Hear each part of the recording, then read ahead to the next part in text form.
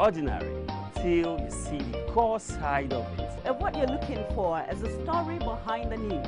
We bring it to you from Lagos, the commercial capital of Nigeria. Giving you all sides and political stories round the clock. Every detail from the start line to the final whistle.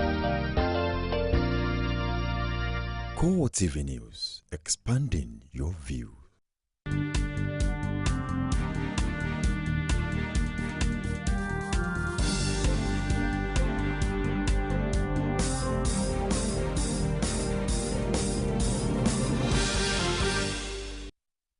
Hello and welcome to CoreTV Primetime News. I am Nifemi Oguntoye. In our major story, All Progressives Congress cries out over alleged plot by PDP to rig the August 9 Osun governorship election.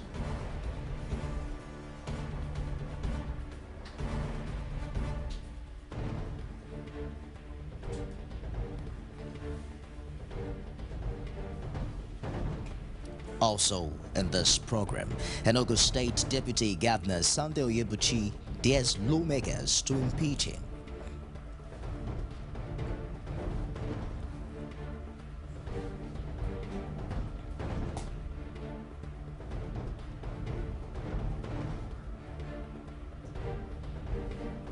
And cheerful news for Lagos students as Lagos Governor Babátúndé Fáṣọlá hearkens to students' demand, reverses tuition fees at the state university to the old rate.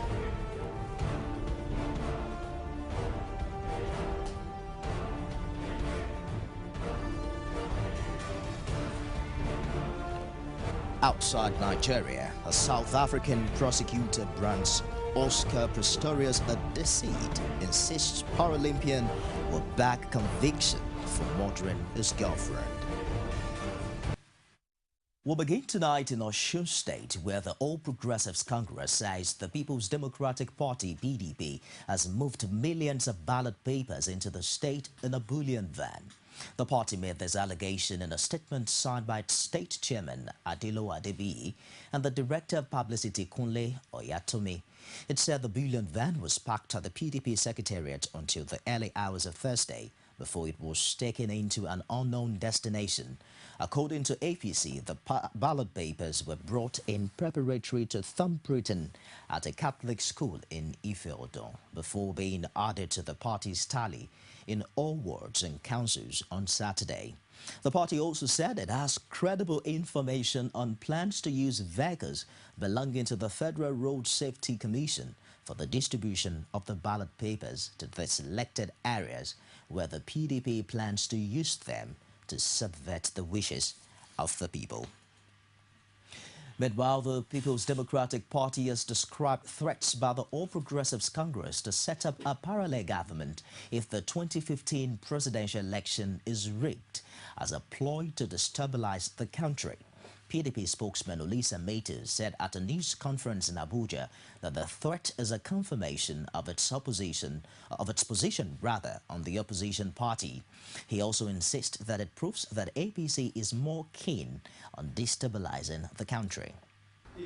This therefore explains why they have been making inflammatory statements and publishing negative advertorials and articles in local and international media to incite Nigerians, embolden insurgents, and stir hatred and division among the populace, while balkanizing the nation along its fault lines.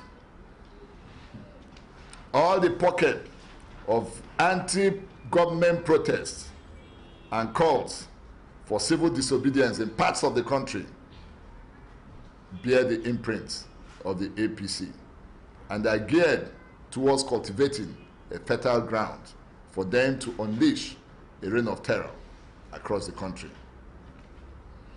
The importation of talks to cause confusion in most of the elections we've had, including in Anambra, Ekiti, and now Osun State, is all part of the plot to discredit the electoral system and truncate the 2015 elections. Well, activities leading to the Osun governorship election were full of strategies and persuasion by the political parties contesting the governorship of the state. In this special report, Oluwajumoke Olatunji examines the intrigues leading to the election day. As preparations for the Osun State August 9 governorship election nears its climax, candidates in the election, especially those considered as frontliners, have continued to engage themselves in war of words over attempts to manipulate the polls results and who will ultimately come out victorious. The incumbent Governor Rauf Aregbesola and his political party, the All Progressives Congress, have issued a warning to its followers to resist by any means attempts by the PDP to void their votes, encouraging them to stay and watch proceedings at various polling units after casting their votes. The People's Democratic Party candidate Iyola Omishore, on the other hand, accused the APC of importing mercenaries from neighboring Oyo and Lagos states to disrupt the election. Another prominent candidate in the election, former Secretary of Osun State and candidate of the Labour Party, Fatai Akinbade, says the Osun people have rejected the APC and PDP. Therefore, the two parties in their desperation are relying on violence. The incumbent Governor Rauf Aregbesola had to battle in court for 3.5 years to have its mandate given by the people in the 2007 polls restored. We work harder, we mobilize more, and we beseech God to crown our effort with absolute success. That's the lesson.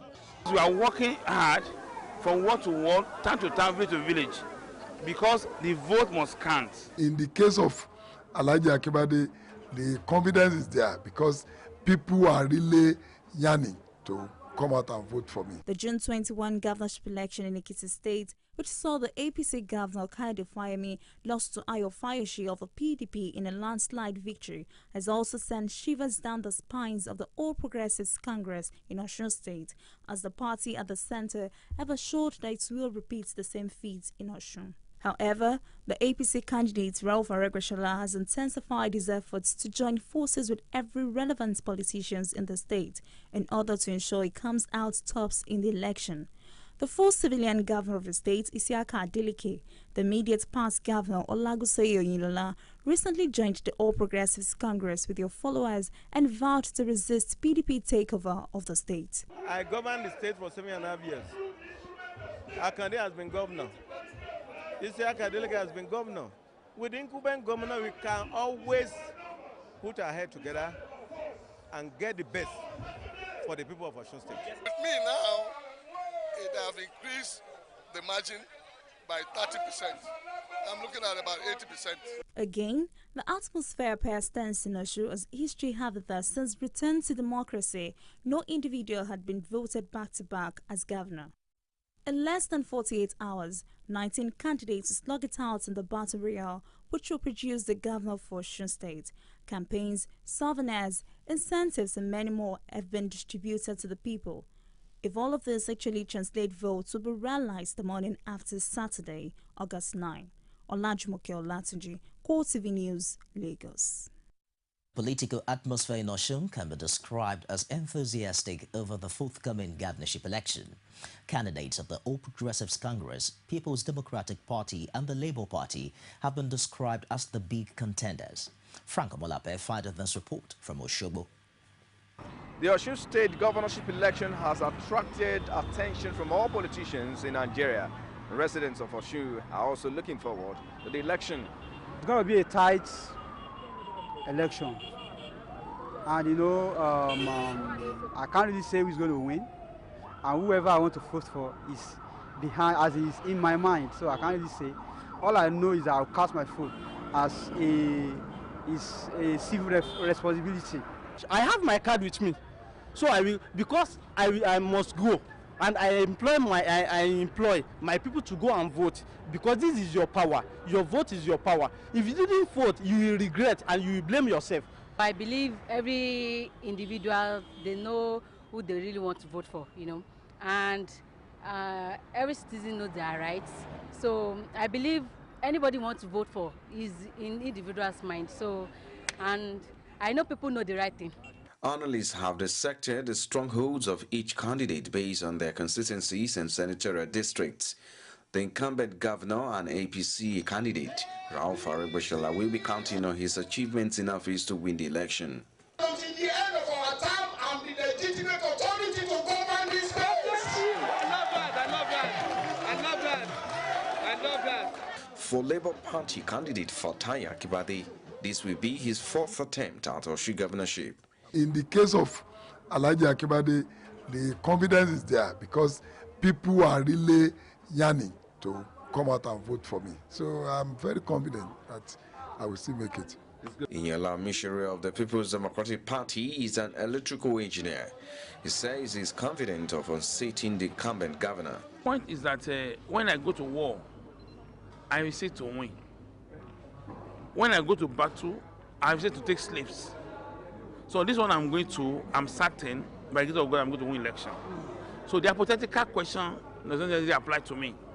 So maybe you can ask the APC or any other party that question, whether they will accept defeat and congratulate me. Coincidentally, the APC candidate Ralph Aregbesola and PDP's Inyola Mishere are from the same senatorial district. The two candidates will have to share the votes from the Osun East. Well, the big contenders include Labour Party, the PDP, and the APC. An effort has been put in place by all these political parties to ensure victory in the coming election. Frank Omalape, CoreTV News, Oshobo. Fresh from being cleared of impeachable offences, Nasarawa State Governor Tanko Amakura has continued to receive solidarity visits. Members of the All Progressives Congress have also become regular faces at the government house since the investigative panel dismissed charges filed by the State House of Assembly. Paul Sama reports that the state capital is still in a jubilant mood days after the governor was cleared.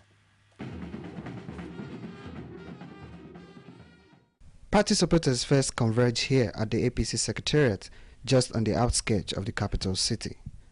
They are seen in groups discussing the outcome of the investigative panel, which cleared Governor Almakura of all 16 allegations leveled against him by the State House of Assembly. Different groups with different musical tunes stormed the party office to show their support for a governor whom they insist has brought change to his people. Then it was time to visit the governor. They walked for over 30 minutes from the APC Secretariat to the government house under the rain. And when it was time for Governor Almakura to address party faithfuls, the beats rose a notch higher amidst the chants.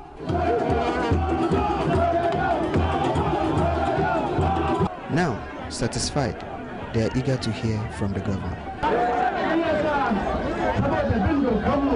They have accused us. We have appeared before the panel, but they failed to come and appear. We are law-abiding people. If it was true, why didn't they show up?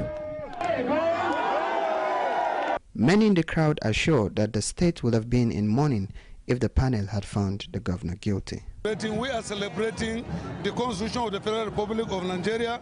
We are celebrating the rule of law.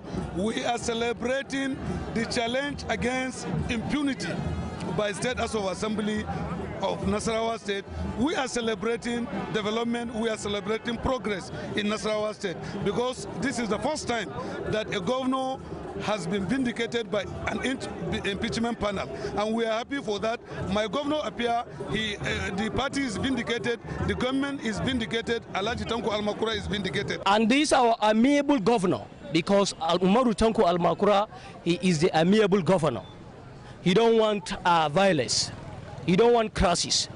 It is because of the fees that other people from other states are running, coming here into Nasarawa State, because we have peace in Nasarawa State.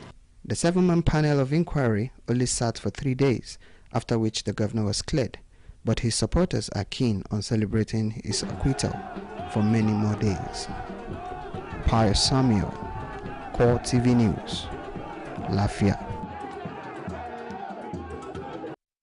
After an impeachment crisis that stretched into several weeks, residents of Lafia, the Nasarawa state capital, can now afford to heave a sigh of relief. Many of them are also still in a jubilant mood many days after Governor Tanko Amakura was cleared. Paul Samo, just back from Lafia, takes a look at how the people saw the impeachment process. The impeachment saga which characterized the political scene of Nasarawa State a few weeks ago has taken a new dimension. What would have turned to be a sad story has now become a source of joy and celebration for the people of the state. Residents and party faithfuls danced their sorrows away amidst different tunes, showing their support for the incumbent governor. Anywhere you enter, must enter together. Anywhere this our governor go enter, because this governor will not have any governor for this world. We don't get her, lie for lie, you know go pass this governor again. And this impeachment, if they should impeach this governor, we as the youth of Nasarawa State, we are not going to be happy for that, because no governor in this state since the creation of Nasarawa State has done this. Firstly, the people that are even educated, he gave them work like the NIS. Some of them did not go to school, but still here they are still paying them like government workers. Even though the situation went round, the only thing the governor would just advise, and that is why you can see from a lot of median houses that he do plead his people that no matter the situation, they should calm down. This is the hall where the 7-man panel of inquiry sat for 3 days. The panel gave the members of the Nasarawa State House of Assembly grace to appear before them to defend the allegations leveled against the governor. The PDP lawmakers of Nasarawa State House of Assembly refused to show up at the panel sitting on Tuesday. That the Nasarawa State House of Assembly, having failed to leave any evidence to prove any of the 16 allegations contained in the notice of impeachment, the panel has no option than to dismiss the allegations. I am now in front of the Nasarawa State Government House, and the stage is now set for Governor Almakura to fully take charge of the affairs of the state without fear, after he has been cleared by the 7-man panel of investigation. As it is now, the only thing that concerns the people of Nasarawa State is that Governor Almakura is free from allegations of gross misconduct and has escaped being impeached. But unlike the case of Murtala Nyako of Adamawa State, who was recently impeached, will Almakura's case be the end to impeachment saga in the country's democracy? Especially now that the 2015 general elections is just around the corner. Pius Samuel, CoreTV News, Lafia. Well, only time can tell, Pius. Away from that, the All Progressives Congress has asked President Goodluck Jonathan to apologize to the people of Nasarawa State over the failed move to impeach the state governor, Tanko Amakura. The APC alleged that rather than call the Nasarawa lawmakers to order on the attempt to remove their governor, President Jonathan decided to host them. A statement from the Rivers State chapter of the party also urged the people of Nasarawa to recall the lawmakers from the People's Democratic Party for orchestrating the failed impeachment of Amakura. The statement signed by the senior special advisor to the Rivers State APC chairman, Chukwemeka Eze, pleaded with the people of Nasarawa to join all the Nigerians in ensuring that the PDP was punished for such an action. The party decried the impeachment of former governor of Adamawa State, Murtala Nyako, and the militarization of Ekiti governorship election. Former military governor of Kaduna State and human rights activist Abubakar Umar said the decision by the People's Democratic Party legislators in Nasarawa State to continue with the impeachment proceedings against Governor Tanko Amakura after being cleared of any wrongdoing by the panel constituted by the Chief Judge of the state is an initial invitation for chaos. He said Nigerians were not fooled by the antics of the legislators who want to make them believe that the impeachment was necessitated by the need for good governance in the state. He urged the legislators to exercise their powers with due regard to the general interest of their people, adding that it had become incumbent on all people of goodwill to oppose and speak against the abuse of legislative powers by the lawmakers.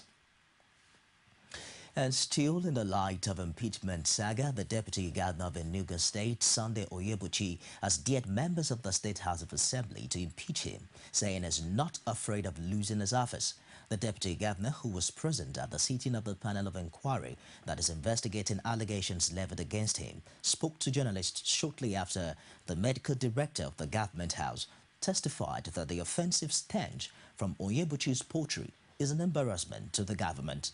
The medical director of the Government House and Medical Center, Antonio Ogbona, said the poultry posed deadly health risks to residents, workers and visitors to the Government House.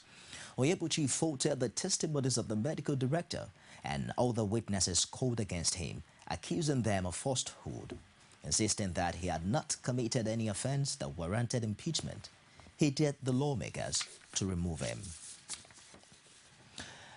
We'll take a break now on CoreTV Primetime News, and when we come back, we'll give you details on all the stories in the bulletin. Nivea Nourishing Body Lotion. Its effective formula with Hydro IQ gives your skin deep and long-lasting nourishment for skin that stays moisturized all day long. Look great, feel great, with deeply nourished skin. Nourishing Body Lotion from Nivea.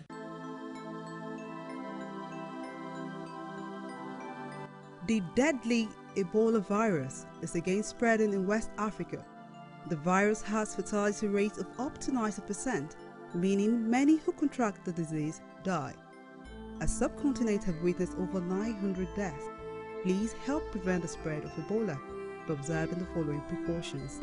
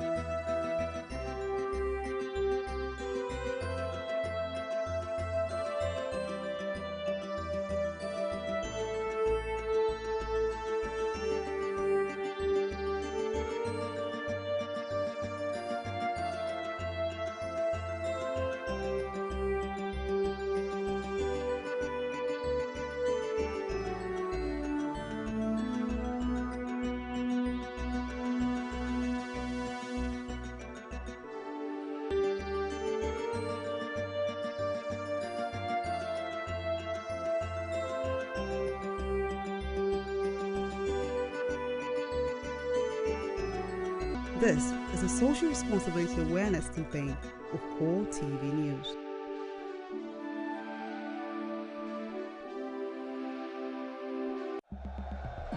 On August 9th, the people of Osun will head to the polls. Who will emerge the next governor of Osun State? I'm the legitimate authority to govern this state. 20 candidates are hoping for the mantle. Winning is not the problem, but the grace of God. But only the people have the power to decide. These are my people who will vote en masse for Omishore. Join CoreTV News for an extensive live coverage of the election, interviews, studio discussions, and more. Live on August 9th, 2014. You can also watch us live online at www.coretvnews.com. CoreTV News, our 24 hours news station.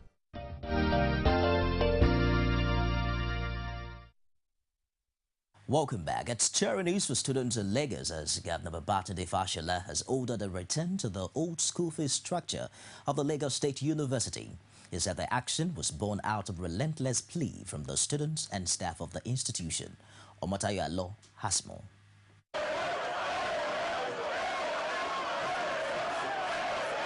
Students explode in shouts of joy and gratitude when Governor Fashola announced the reversal of the school fees to the old rates. Before the governor's announcement, Vice Chancellor of the university, John Obafunwa, urged the university body to look beyond the difficulties they are facing and work together for the great good of the institution. Today, the university is awarding postgraduate and higher degrees on 2,622 deserving students. This sums up to a total of 11,791 graduates. These wonderful men and women have satisfied every requirement for the award of the various degrees, and on behalf of the university management, I say congratulations. While we celebrate the products of this great institution, we must not fail to recognize and indeed admit the challenges that we have to contend with. Speaking at the 19th convocation ceremony, which also coincides with the 30th year of LASU's establishment, Fashola says the decision to reverse the old fees is aimed at putting an end to activities of busybodies who are manipulating the situation for personal interests. Our children have also shown that they can choose this path of conflict resolution by reaching out to me for a revision of their fees, which I had acceded to in consultation with the State Executive Council that gave a reduction of 38 to 60% across board. We have also had to consult very extensively, and we have come to the conclusion that the current economic realities of our country compel a return to the old school fee structure.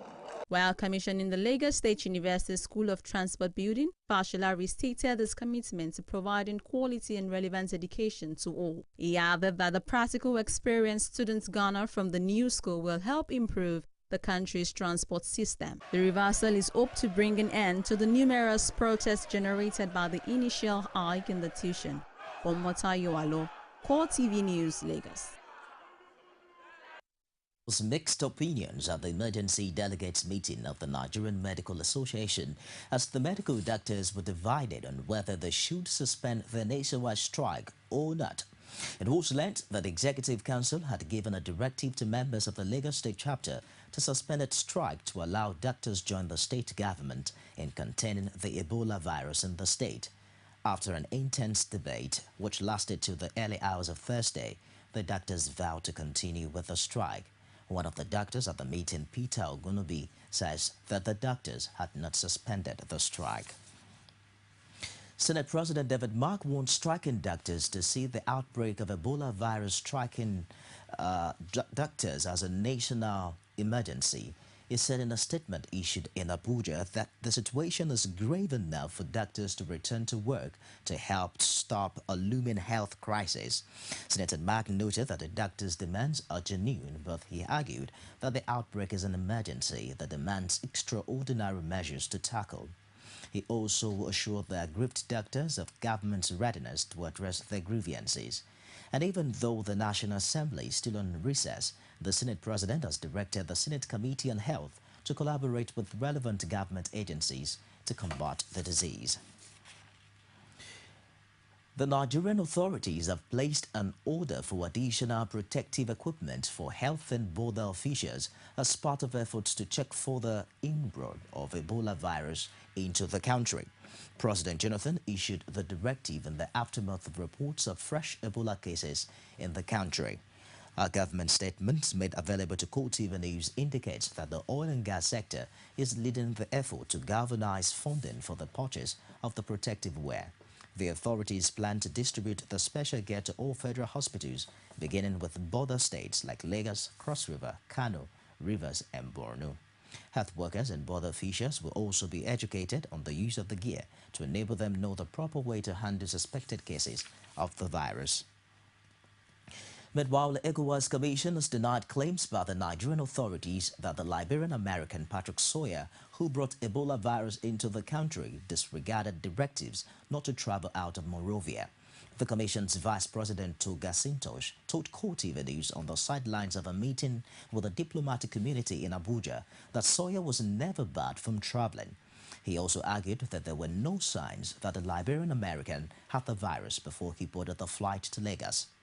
This meeting was to take place, or it took place, in Calabar. So Mr. Sawyer was coming as head of his unit from Liberia along with others. And this is how they all met in traveling together. Some of them came on the same flight, so he was just coming for a meeting. But we thank God that by the time he hit the ground, the virus was not manifesting itself. If the virus was still under manifestation, he would have gotten on the plane from Lagos to Calabar, and we would have had more catastrophe. But the critical issue is if you are diagnosed at home, if you come in primary contact with someone, you need to do your testing before you get on the flight. Now within the region, we are now having flights at the airports before you go out, when you come in. All this is now taking place within the sub-region because of this experience. Togasintosh there, Vice Chairman ECOWAS Commission. In Liberia, President Ellen Johnson Sirleaf has called for 3 days of fasting and prayer to ask for divine intervention against our country's deadliest ever outbreak of Ebola. More than 300 Liberians have been affected by the tropical disease, which has been raging in West Africa since the start of the year. More than half of those who have caught it have died. The fast and prayer period will last during daylight hours until the weekend, the presidency said. Religious leaders will lead prayers for the spiritual, moral and physical restoration of the land, including prayers for the elimination of Ebola. The period will finish on Friday evening when senior religious figures will hold a 3-hour service in Monrovia, which will also be broadcast on national television. The presidency said religious leaders will also pray against any form of witchcraft activity used to spread Ebola virus and for health workers struggling to contain it. Business news is next on the Primetime News. That's shortly after this break. Don't go away.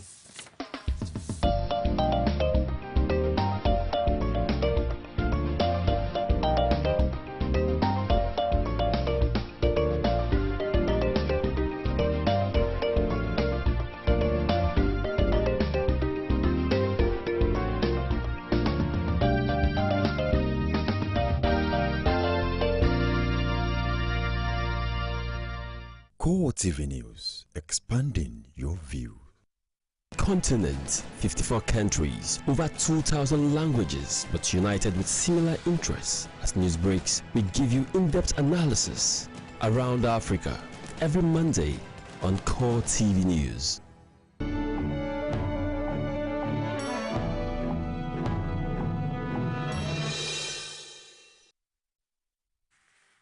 Hello there, you're welcome to Business News with me, Sabena Izoku. More details have emerged from the Senate on the illegal kerosene subsidy regime in Nigeria, showing that the federal government and the Nigerian National Petroleum Corporation, NNPC, spent a total of $4.43 billion on the subsidies that were not appropriated for. The Senate began its investigation after Lamido Sanusi, former central bank governor, alleged a multi-billion-dollar subsidy racket inside the state-owned oil company NNPC, which had led to huge shortfalls in the oil earnings in Africa's largest oil producer. The Minister of Petroleum Resources, Diziani Alison Madueke, testifying at the Senate in February 2014, defended the kerosene subsidy despite its illegality, saying the subsidy was kept at 50 naira per litre, even though the landing cost is 150 naira per litre. However, evidence from across most of Nigeria shows that kerosene is not sold at a subsidized rate. Nigeria produces 2.3 million barrels a day and funds 70% of its budget from crude oil sales.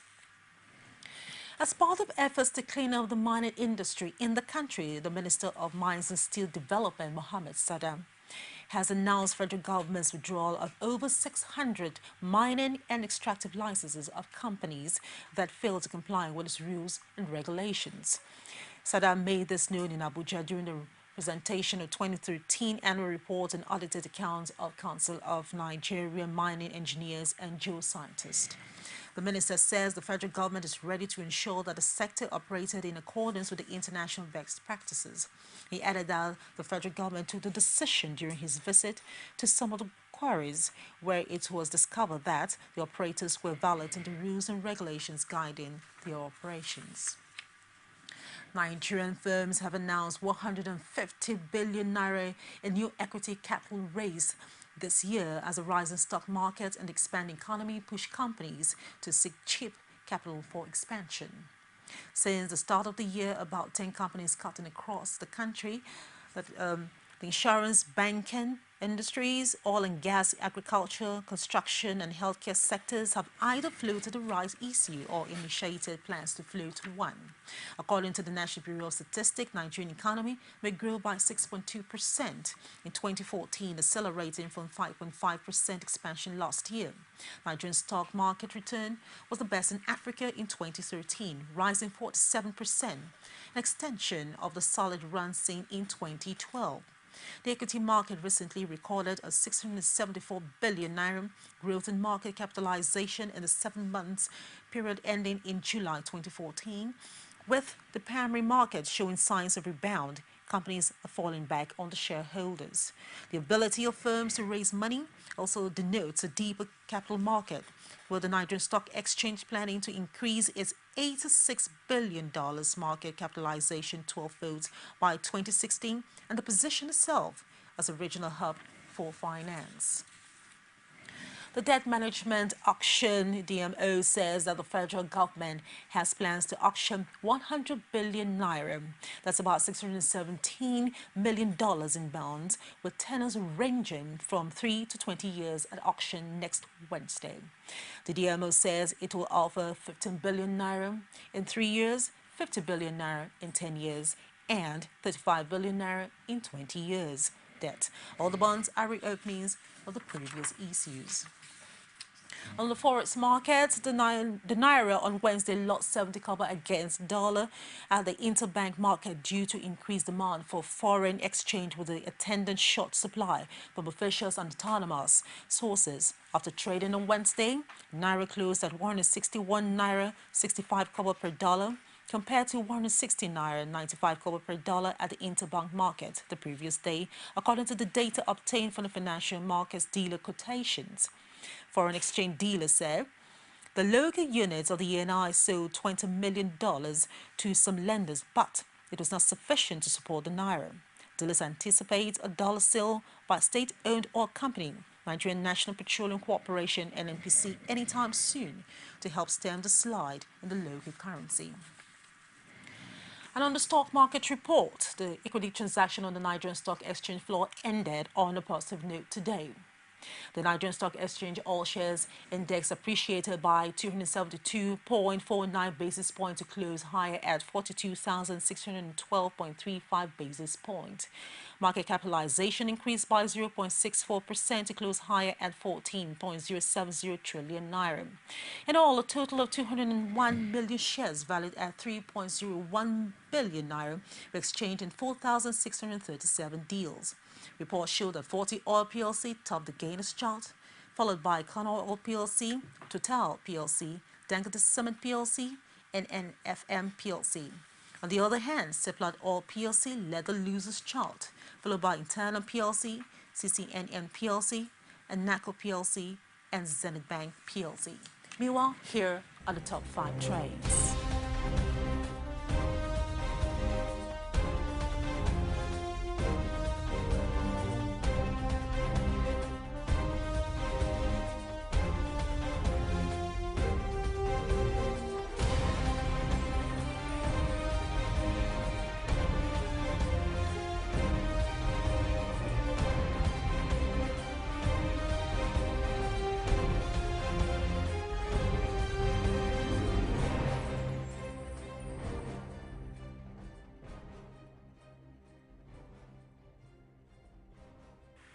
And that's it on business news. Coming up next is sport news with Brownson Uwana. Please stay with us.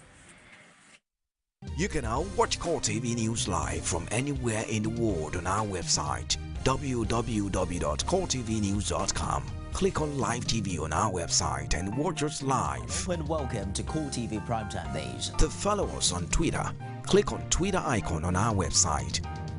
On Facebook, click on the Facebook and YouTube to see all our previous news production. You can also watch us live on YouTube. Click CoreTV, leave a space, then News. CoreTV News, a 24-hour news station.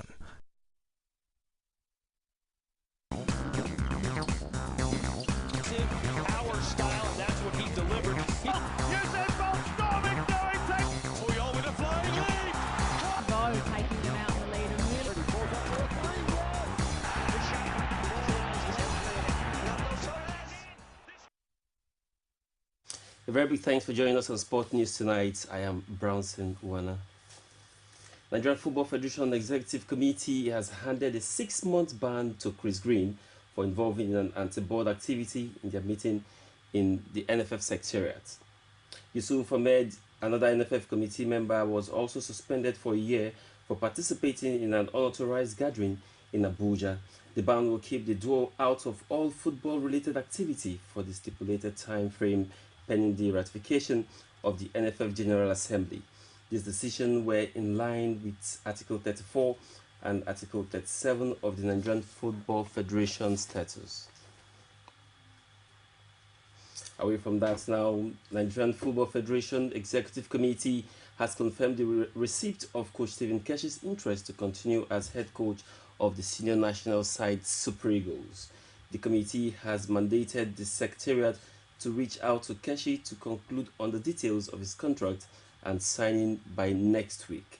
It is believed that Keshi will fly to Nigeria from the United States and resume work ahead of the fast approaching 2015 African Cup of Nations qualifying series in September.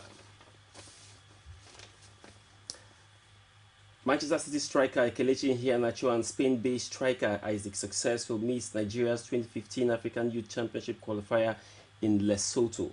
Flying Eagles coach Manu Garba disclosed that Chidera Eze from FC Porto, Musa Yahaya of Tottenham Hotspur, as well as Dele Alampasu, who is training with Genk in Belgium, will equally not be available for the August 16 match in Kaduna. Meanwhile, Nigeria's Flying Eagles hammered Amaxon Academy of Abuja 7-1 in a test match with Wasiu Jimo grabbing 4 goals. And now to the Nigerian Professional Football League, where Nigerian Professional Football League side Crown FC of Ogbomoso have sacked their technical advisor Lawrence Akpokona following the team's poor performance. Akpokona took charge of the Agility Boys last year shortly after the team was promoted back to the Premier League. He has been told to vacate the club official residence with immediate effect. Crown are currently occupying the 18th position in the log of the Nigerian Professional Football League. Finally, on Sport News tonight, David Luiz says he has recovered from Brazil's World Cup disaster at his Paris Saint-Germain unveiling. The world's most expensive defender, who can also play in midfield, held his first news conference for the French champions since the move which happened during the World Cup. Luiz joined Chelsea from Benfica for £12.3 million in January 2011 and made 143 appearances for the club. He added that Brazilian defenders have come of age. That in the past, it is useful to draw lessons, both positive and negative. There can be no question concerning the quality of players who were at the World Cup. Mine, that of Thiago, Dante, Enrique, and others.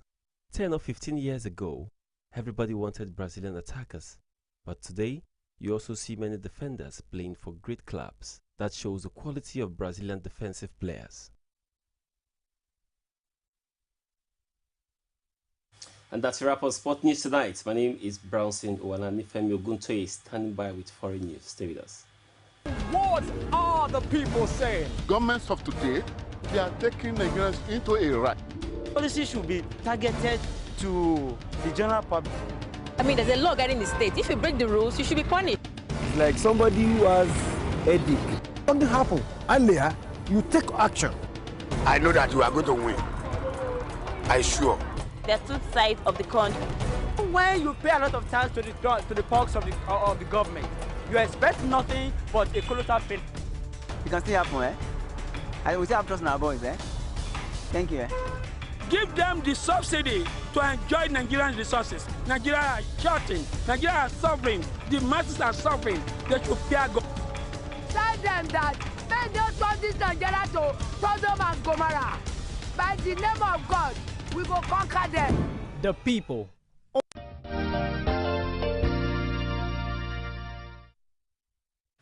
Welcome back. As the world awaits the outcome of the Oscar Pistorius case, a South African prosecutor has branded the Paralympian as deceitful and insisted that he cannot avoid a conviction for murdering his girlfriend as the state closed its case against him.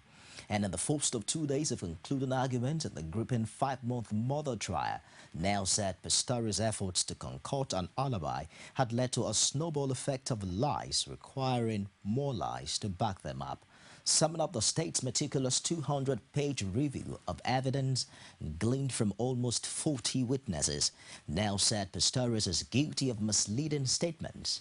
Nell also pointed to state experts' testimony that Steenkamp had food in her stomach when she died and that neighbors heard a woman screaming to show that Pistorius is lying.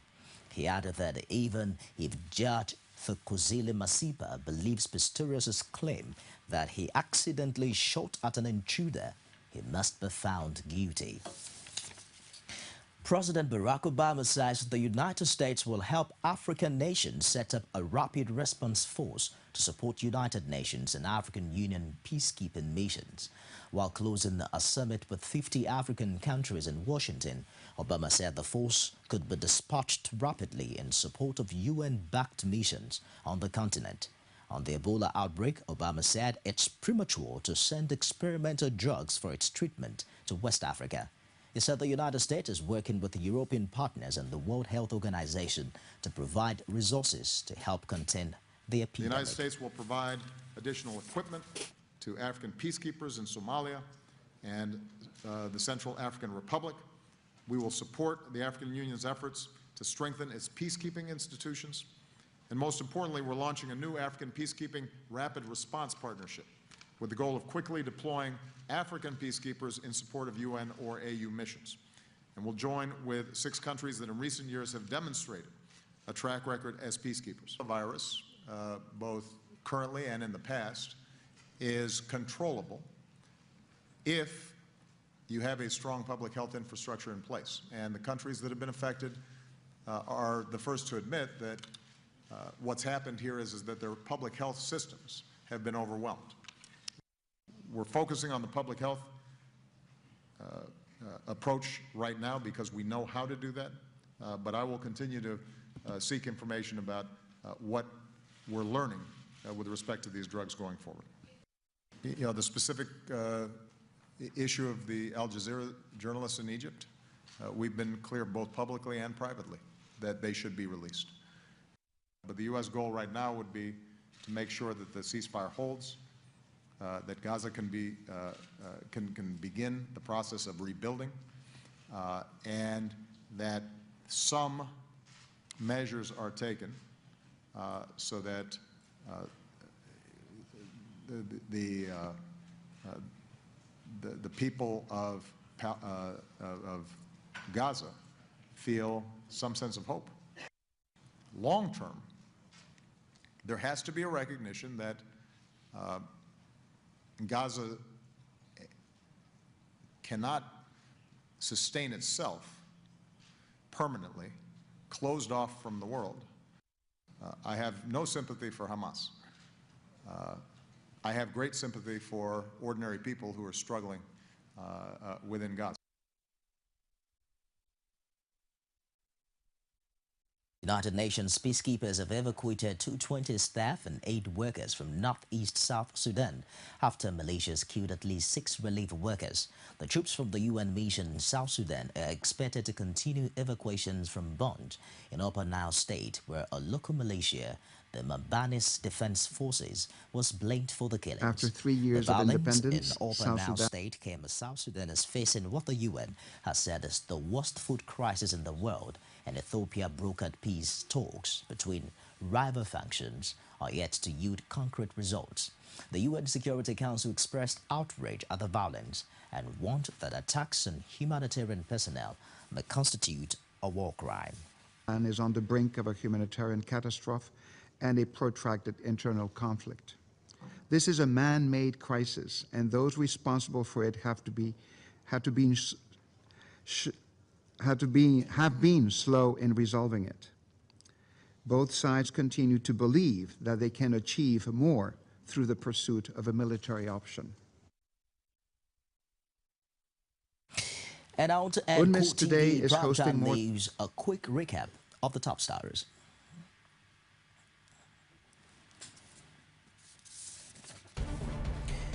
We told you the All Progressives Congress has cried out over alleged plot by PDP to rig the August 9 Osun governorship election.